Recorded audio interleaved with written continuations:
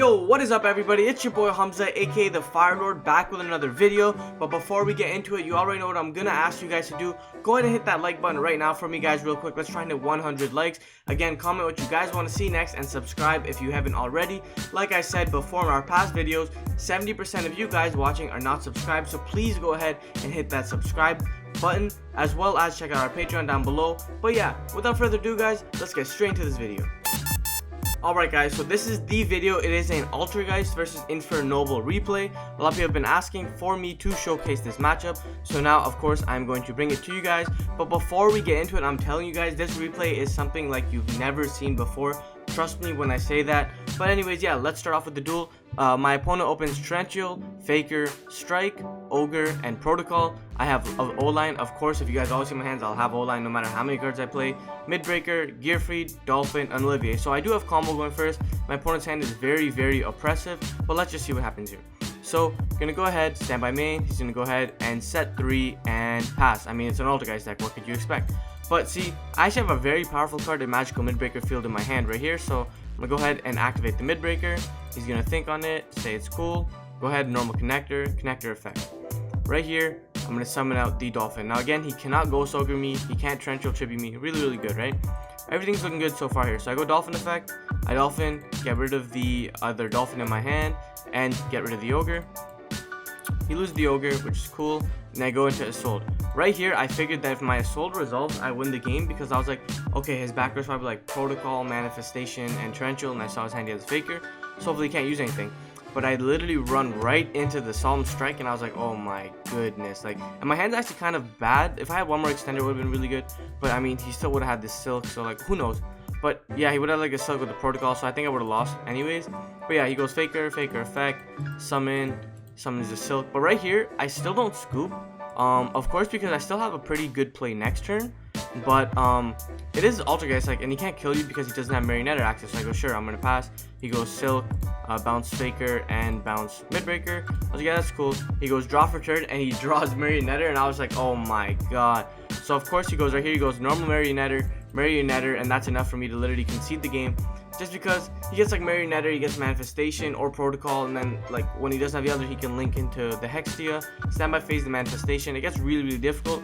So I decided to say, you know what, go ahead, I'm going to stick to theory here. I'm going to choose to go second, and I'm just going to decide to go second, and let's see what happens. So I'm going to decide to go second here. We are down one game already. So opening hand, Conquery, called by Ash, evenly Imperm.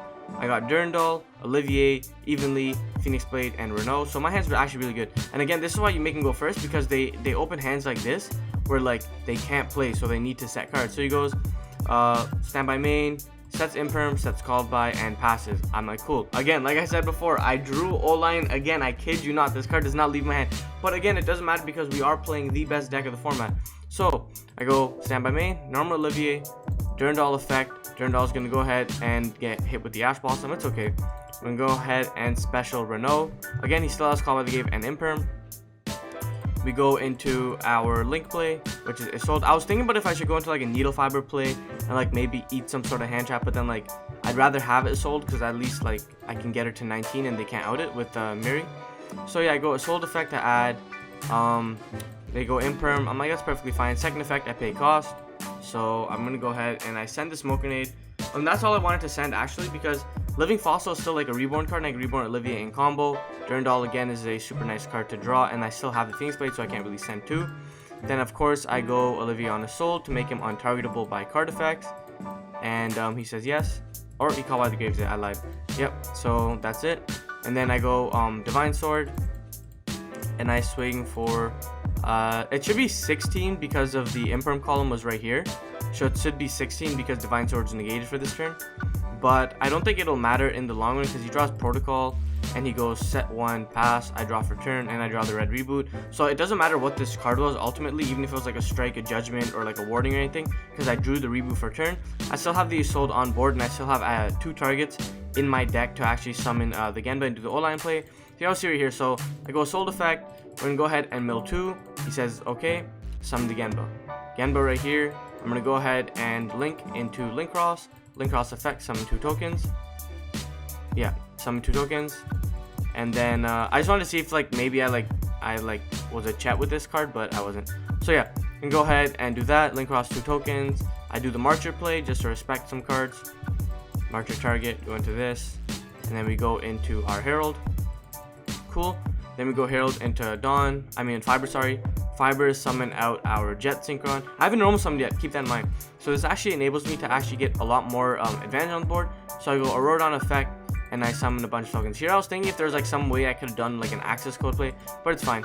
So I go normal the Lion, and we go ahead and go Lion and a token away into Roland, and then Lion will summon the token, and then this is enough for him to, I believe, concede the game. Yeah, so he concedes here.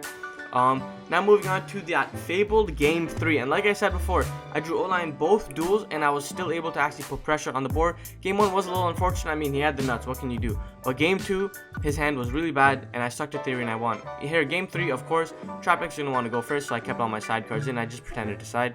And okay, let's quickly go through it. He has Mary, Judgment, Called By, Silk, and Strike. I have Rhoda, Sub, Lady, Olivier, and Evenly. My hand's really good. His hand is really good as well.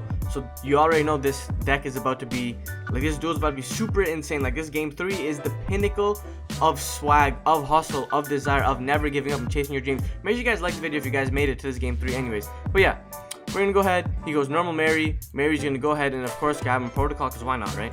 And then of course, look what he does here. He goes set for pass. I'm like, man, this Evenly's looking so juicy, but if he has a Solemn Judgment, this is really gonna suck.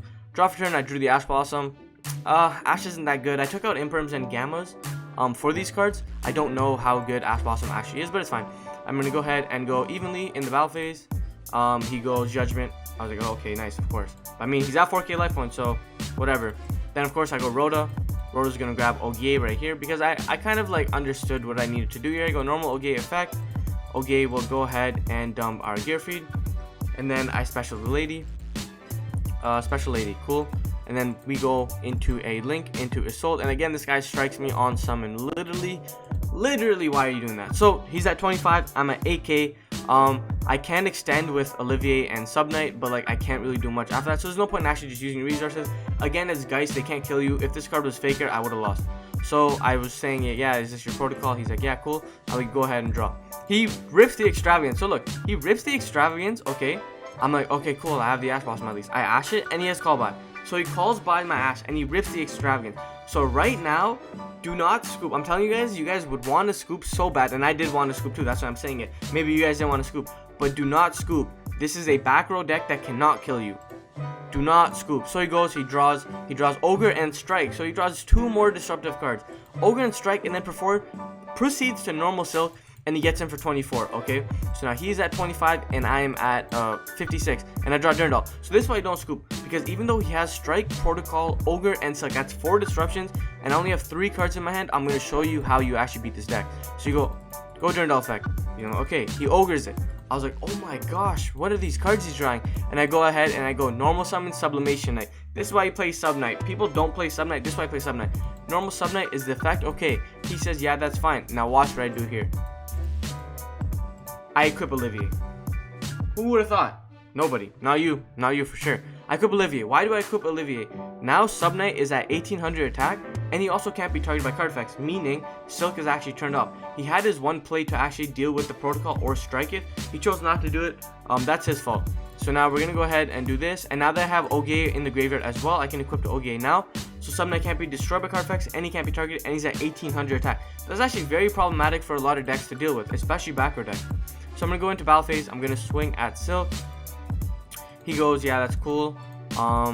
So he takes 1k, goes to the grave. And here, here I'll explain my reasoning. Here I knew he had Protocol, and I did not want him to keep the Marionetter on board because I knew he had Protocol. So what he could do is he could flip Protocol, then use like Marionetter to like flip a card, get Silk, and then like do a bunch of like shenanigans, and I didn't want that to happen at all because you could like do Silk Reborn, Silk bounces, normal it again, like, you know, like force a lot of plays. I didn't want him to do that, so I wanted to force the Protocol from his hand. So I summoned the Olivier, and then I was like, you know what, like I need this Protocol gone no matter what, even if it means giving up my indestructible Masterpiece and Sublimation Knight. So I go into Assault, and I go Assault effect to search on summon, because I actually want him to Protocol me here. If he doesn't protocol to summon, I still get like a connector or something for next turn. And if he does protocol to summon, at least he gets Marionetta off the board, right? So that's perfectly fine. I'm like, whatever, man. End phase, go ahead, you can draw. Look what he draws. He draws a Marionetta. But again, like I told you guys before, do not scoop. Always believe in yourself, because it doesn't matter. All Might will never give up, and neither shall you. Naruto would never give up. Neither shall you. Goku would never give up. Neither shall you. So right here we go, Marionetta. Marionetta, he draws. He, of course, gets Manifestation right here. And I was like, man, this game is literally over. I cannot play. So he goes enter battle phase, he swings for 16. I know he could have done like some shenanigans, or like he did like this to tribute and like reborn. So in that sense, I do feel like he kind of misplayed. But again, it doesn't matter. I open sublimation. I go sub, blah blah blah. He goes target silk. I'm like, yeah, that's cool. I go normal sublimation knight, and again he goes. I think he realizes like what's gonna happen, so he goes protocol, bounces it, whatever, right? And I was like, man, like I'm literally on the back foot here so bad. And again, like we said right here, he doesn't really have a play, so he does this. Honestly, I don't know why he would like never silk bounced his cards. I feel like that was a misplay on his part, and maybe like I probably would have lost the game depending on what he does. But yeah, it doesn't matter because I draw Durandal. So now watch this, right?